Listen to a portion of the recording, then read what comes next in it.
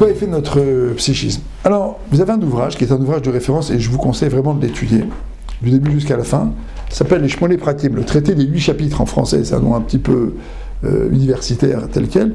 Et qu'est-ce qui se cache derrière ce titre? Derrière les Shmoné Pratim, le traité des 8 chapitres du Rambam, de Maïmonide, c'est tout simplement l'introduction de Maïmonide, du Rambam, à son commentaire sur les Pirkei Avot, sur les maximes de nos pères. Vous savez que dans la Torah, il y a 3 parties, la relation à Hachem, la relation à l'autre et la relation à soi-même. Dans Pirkei Avot, on s'intéresse aux midot, on s'intéresse finalement au comportement et au fonctionnement de l'individu. Donc finalement, ce qu'on appelle aujourd'hui le psychisme. Et donc dans les Shmoné Pratim, dans les 8 chapitres, le Rambam, Maïmonide, va étudier finalement les composants du psychisme de l'individu. Et c'est intéressant parce que dans la Torah-Pi, finalement, on utilise des outils théoriques qu'on peut retrouver peut-être dans la psychologie moderne, mais qu'on retrouve d'une certaine manière déformés. Prenons par exemple l'inconscient. Dans la psychologie moderne, l'inconscient, c'est une espèce de fourre-tout dans lequel on retrouve toutes sortes d'informations refoulées. On retrouve... alors, cette espèce on le présente, pas comme un fourre-tout, mais comme une espèce de placard dans lequel sont c'est moi qui utilise cette image-là, dans lequel vont placer toute une série d'informations ayant trait aux expériences passées de l'individu.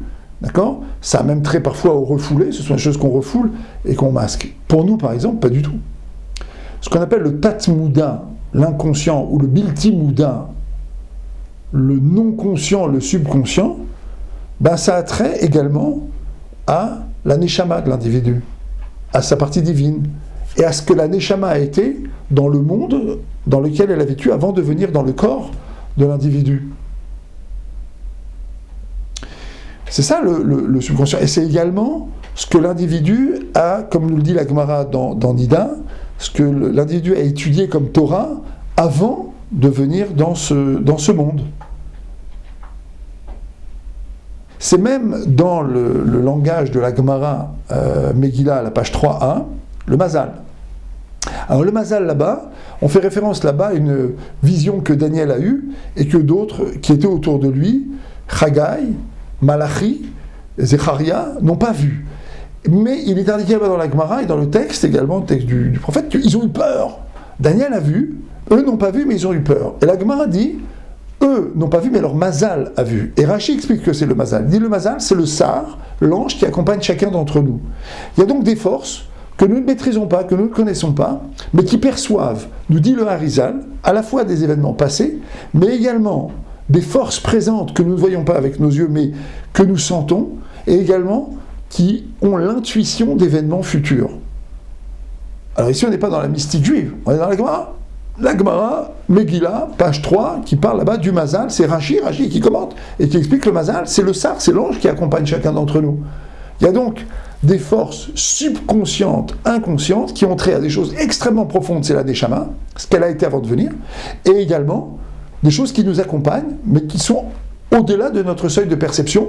Rashi appelle ça le Sar, l'ange, qui nous accompagne. C'est-à-dire qu'autrement dit, on va dire ça en français, c'est-à-dire qu'il y a un certain nombre de forces qui s'expriment dans notre vie, qui interagissent avec nous, c'est-à-dire nous, notre conscience, on va dire comme ça, et qui façonnent nos réactions, nos peurs, ou au contraire, nos intuitions que quelque chose d'agréable va arriver. Il y a donc un jeu d'interaction entre des forces conscientes et des forces subconscientes. D'accord ? Donc vous voyez ici, par exemple, on n'est pas du tout dans le domaine défini par la psychologie freudienne. Alors la même chose, par exemple, ici dans le Rambam. D'accord ? Le Rambam, il dit, dans le Nefesh, dans le psychisme de l'individu, il y a 5 forces. Le Zan, d'accord, qui a trait à la nourriture de l'individu, le Tzomer, le Margish, c'est le toucher, le Médamé, qui a trait à l'imaginaire de l'individu, d'accord, le Mitorer, c'est une espèce de stimulus, on va dire comme ça, c'est quelque chose qui stimule l'individu, d'accord, qui lui permet de vouloir, de désirer, écrit le Rambam, et le Kohar Sichli, d'accord, un Kohar Sichli, alors on va l'appeler intellectuel, d'accord, qui est une force qui se trouve dans l'homme, et qui lui permet donc de faire œuvre d'intelligence, d'accord, et qui va lui permettre de faire fonctionner son intellect. Alors c'est très intéressant ces concepts, parce que finalement quand les gens ont des difficultés, allons directement sur les, on est ici dans la rubrique thérapie, d'accord, c'est sur les outils théoriques de la thérapie, d'accord. Finalement lorsqu'on a des problèmes, on a des difficultés, d'accord, il y a un certain nombre de difficultés qui peuvent avoir trait au transgénérationnel, d'accord, il y a des choses qui viennent de nos parents, ok, d'accord, les parents ont eu un certain nombre de comportements, d'accord, ils ont répercuté ces comportements dans la cellule familiale, et ce sont des choses qui se sont imprimées dans le zera, dans la semence. Zera milachon ozer. Ozer, c'est ce qui aide, mais c'est ce qui, finalement, constitue ce qu'on appelle la génétique, mais également parce qu'il y a toute une épigénétique, il y a toute une série de comportements autour de la relation intime, avant, pendant, après, mais également d'une manière générale dans l'univers émotionnel du mari et de la femme, il y a toute une série de choses qui passent par le zera, par la semence, qui sont ozer, qui aident, c'est-à-dire qui participent en fait à un climat. Il y a toute une série de choses qui ressortent du climat, d'accord, dans lequel un enfant a été conçu.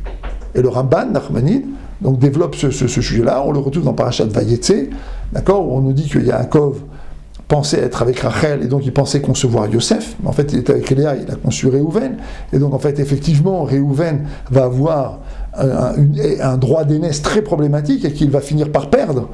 Pourquoi ? Parce que finalement il n'était pas dans la conception initiale, mais par contre Yosef qui était dans la conception initiale va retrouver ce droit d'aînesse qui physiquement lui avait échappé, mais qu'il va retrouver sur le plan spirituel parce qu'il était dans l'épigénétique de la relation entre Yaakov et Léa, mais en fait entre Yaakov et Rachel aussi. D'accord ? Et puis après, vous avez une deuxième couche, en quelque sorte, qui est le subconscient, c'est la neshama, c'est le potentiel spirituel, psychique, mental que Hachem va décréter pour un individu, et qui va avoir trait à un certain nombre de caractéristiques qui sont posées en lui, de manière très consciente, mais également à toute une série de données complètement inconscientes. Et il va y avoir la structure de l'âme, d'accord, avec l'imaginaire, avec les stimulus, avec le toucher, avec l'intellect, etc., etc. Et donc, quand un individu a un problème, il peut avoir un problème transgénérationnel. Il va devoir chercher dans le transgénérationnel, d'accord. Il peut avoir un problème qui est un problème de comportement. Ce problème de comportement, il peut avoir été créé par toute une série d'interventions, par toute une série de fonctionnements dans sa vie. Et donc là, avec le Rambam, on va s'intéresser aux composants du psychisme. Est-ce que l'individu est affabulateur ? Est-ce que l'individu a une grande force de projection ? Est-ce qu'il a un sechel qui lui permet de comprendre les choses ? Est-ce qu'il est plutôt dans le toucher ? Où est-ce qu'il se trouve exactement ? Donc on va essayer de déterminer comment il fonctionne. Ou alors parfois, il va avoir des problèmes qui touchent à des choses moins perceptibles. Il a des frayeurs, il a des peurs, il a des choses qui sont là et qu'il n'arrive pas à percevoir, qui sont complètement en deçà de son seuil de perception. Prenons le cas ici de Daniel avec sa vision, et donc Zecharia, Malachi, qui vont avoir peur, leur mazal, les forces qui sont autour d'eux sentent quelque chose. Un individu peut avoir des intuitions, et en fonction de ces intuitions, développer des peurs, au contraire des bonnes intuitions, et en fonction de ces bonnes intuitions, décider de se lancer dans quelque chose. D'accord ? Et puis finalement, on voit que l'individu devient très intuitif. Il y a des individus qui sont très intuitifs. Et bien, ces intuitions peuvent les mener à de très grandes réussites ou parfois à des catastrophes. Et là, ça va être intéressant d'examiner avec eux, finalement, ce qu'on appelle les netiyot de la neshama, c'est-à-dire les attirances de la neshama. Qu'est-ce qui les attire dans la vie ? D'accord ?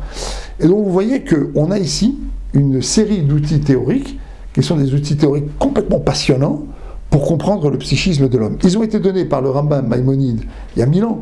Franklin Roski, dans l'introduction de la traduction, professeur Franklin Roski, que j'ai eu comme professeur d'histoire juive quand j'étais à Yavne plus jeune, écrit que ce livre-là, le traité des 8 chapitres, c'est le premier livre de psychologie moderne. Et c'est très vrai.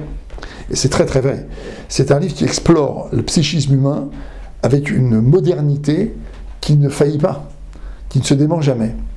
Et donc, on a ici cet outil-là. On a un outil qui est celui du Harizal, qui vient donc de la Kabbalah, et donc qui vient des secrets de la Torah, donc quelque chose qui est plus récent, puisque c'est le Harizal, mais qui est référence à des choses beaucoup plus anciennes et beaucoup plus profondes, d'accord ? Et on a donc des outils de compréhension du psychisme dans le Mirtav Eliyahu, où par exemple Mirtav Eliyahu reprend ce thème du Tat-Mouda, de l'inconscient, et explique que par exemple une grande partie de nos actes, sinon la majorité de nos actes sont forgés par l'inconscient. Donc vous voyez, la thérapie, c'est-à-dire finalement l'utilisation des outils théoriques, entre guillemets théoriques, c'est en vérité les conceptions du nefesh, la compréhension du nefesh, la compréhension des forces qui sont en nous, eh ben cette compréhension, elle nous est donnée par nos textes, et on a ici une chorma, une sagesse absolument extraordinaire. Alors pourquoi je vous explique tout ça? Parce que on a très souvent entendu des gens finalement mettre en opposition la psychologie moderne et la Torah. En fait, le fond de l'affaire se trouve ailleurs. Nos sages, ils nous disent chorma bagoyim ta'amim. Tu peux croire qu'il y a une chorma, qu'il y a une sagesse, mais chez les nations du monde. Mais par contre, la Torah, qu'il y a une Torah dans la nation, tu peux pas. Ça, tu peux pas croire. Et de quoi on parle quand on dit ça? La chorma, la sagesse, c'est une compréhension du monde. D'accord? Alors il y a la science, il y a la physique, il y a les mathématiques. Ce sont des chormot. La philosophie, la géographie, ce sont des chormot. D'accord? La psychologie n'est pas une chorma, c'est une religion. Parce que c'est une vision de l'homme. C'est une vision de l'être humain. Dans la psychologie moderne, on d'une manière générale, à part une partie, certains théoriciens comme Jung qui étaient croyants, mais grande partie des psychologues, psychanalystes, des théoriciens de la psychologie pensent que finalement l'homme c'est un singe amélioré. Et donc ils vont avoir toute une série de visions fonctionnalistes sur son psychisme qui sont complètement déplacées. Et c'est pas du tout notre cas. Nous on pense que l'homme c'est une âme qui est posée dans un corps, et c'est tout à fait autre chose. Ça fonde cette démarche sur le subconscient, sur la neshama, sur le mazal, sur le sar, sur des concepts qui sont marqués dans la Gemara, dans la mystique juive, sur les structures de l'âme ici, telles que le Rambam va les décrire, parce que finalement, la marshava, la pensée, et donc ce qu'elle va induire au niveau également de la volonté, et ce qu'elle va induire au niveau du fonctionnement, tout ça a trait au potentiel de la neshama, au potentiel spirituel d'un individu. Et donc, lorsque on a des problèmes, effectivement, il vaut mieux effectivement que vous alliez voir des gens comme moi qui ont étudié et qui continuent d'étudier, et dont l'approche est une approche de Torah, à la fois parce qu'il va avoir une approche thérapeutique, une approche de compréhension, de bienveillance, une approche d'exploration, pour vous aider à décoder et à comprendre vos systèmes, mais en même temps, ils vont faire à partir d'outils théoriques, qui sont des outils théoriques qui excusez du peu, sont là depuis plus de 3000 ans, avec la Torah, et depuis plus de 1700 ans avec la Gemara, et il y a 1000 ans maintenant avec le Rambam, et il y a 500 ans avec le Harizal. Donc aussi une série d'outils absolument extraordinaires, et ça nous permet d'avoir une visibilité et une capacité exploratoire absolument extraordinaire. Et donc ça fonde aussi une pratique thérapeutique qui sera évidemment très différente de celle que vous retrouverez chez des psychologues ou des psychanalystes ou psychiatres d'ailleurs aussi plus classiques. À réfléchir.